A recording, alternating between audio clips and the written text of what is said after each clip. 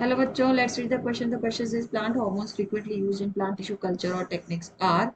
इसमें हमें plant hormones बताना है कि प्लांट टिश्यू कल्चर में सबसे ज्यादा कौन से यूज होते हैं. तो की concept is plant tissue culture.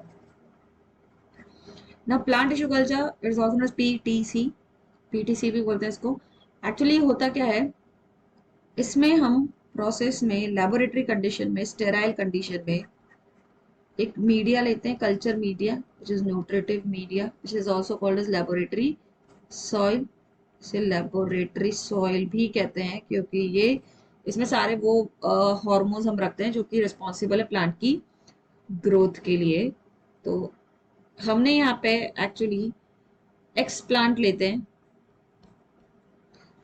किसी भी पेरेंट प्लांट का जिसकी कॉपी हमें एज इट इज चाहिए क्योंकि वही कैरेक्टर हमें हर जनरेशन में चाहिए फॉर अ कमर्शियल यूज.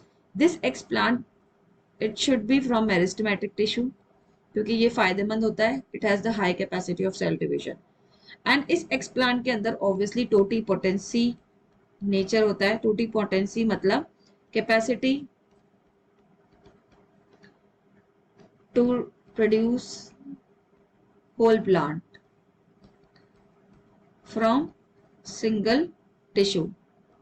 किसी भी एक सिंगल टिश्यू से पूरा का पूरा ऑर्गन या पूरा का पूरा प्लांट डेवलप कर जाना, दैट इज टोटी पोटेंसी.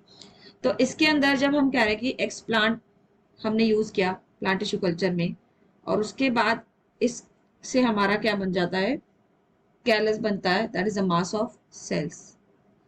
तो ऑब्वियसली सेल डिवीजन हुआ है, कैलस बना है. तो इस न्यूट्रिटिव मीडिया के अंदर हमारे जो हॉर्मोन्स ज्यादातर रखते हैं वो है ऑक्सिन, साइटोकाइनिन. ये सबसे फ्रीक्वेंट हॉर्मोन्स हमें यूज करते हैं. क्यों? क्योंकि इसी से हमारा कैलस बनता है. अब उसके बाद अगर हम देखें तो इस कैलस से पूरा का पूरा प्लांट डेवलप हो जाता है, एक छोटा सा plantlet. This is the plantlet. Now this plantlet has all the character which is required और present in the parent plant. Then हम इसको सॉइल में ट्रांसफर करके इसी ग्रोथ करवाते हैं. अब बात आती है ऑक्सिन्स की. ऑक्सिन का इंपॉर्टेंट रोल जो है, actually it induces the cell division. Cell division cell division होना ही चाहिए तभी तो आपका कैलस बनेगा. सेल इलोंगेशन होगा तभी तो आपका एक छोटा सा प्लांटलेट बनेगा. Okay, so auxin induce cell division या callus formation as well as cytokinins जो होते हैं. इनका क्या काम है, दे स्टिमुलेट शूट ऑर्गेनोजेनेसिस. मतलब शूट का फॉर्मेशन करवाते हैं, ये शूट का फॉर्मेशन इंड्यूस करवाते हैं हमारे साइटोकाइनेंस. तो इसीलिए ये दोनों ही हमारे लिए बहुत ज्यादा इंपॉर्टेंट है. एट इज वाई ये दोनों ही रेस्पॉन्सिबल है प्लांट की ग्रोथ एंड डेवलपमेंट के लिए. जिब्रेलिन भी हम यूज करते हैं लेकिन जिब्रेलिन को इतना फ्रीक्वेंटली यूज नहीं किया जाता क्योंकि ये सिर्फ स्टेम इलोंगेशन करवाता है. तो अगर किसी प्लांट की हमें स्टेम की लेंथ बढ़ानी है तो ही जिब्रेलिन हार्मोन का इंपॉर्टेंट यूज है. अदरवाइज ऑक्सिन एंड साइटोकाइनिन के बिना तो कोई भी प्लांट का ग्रोथ पॉसिबल है ही नहीं. So this is very important.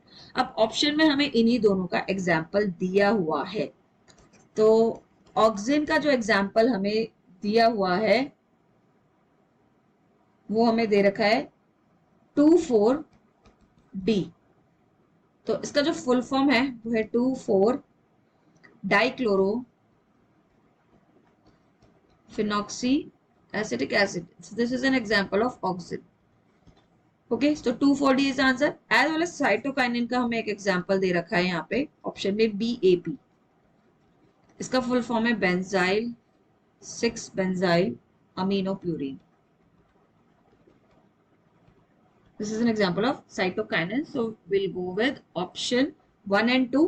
Third option gibberellin का which is not frequently used. So हम fourth option को use करेंगे इसमें, both 1 and 2, and the answer we will be taking as fourth. So I hope you understood well. Best of luck.